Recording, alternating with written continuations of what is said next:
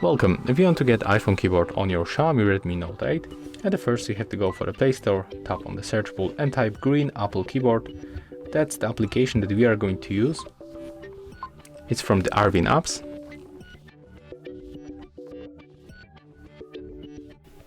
Right now we can open,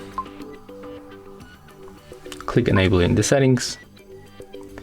So we have to tap on the slider, then click OK for the 2 times, go back, click switch input methods, select English United States keyboard and tap finish.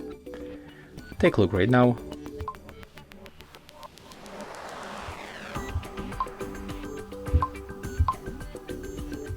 As you can see, our keyboard theme has changed and it looks very close to the iOS original keyboard.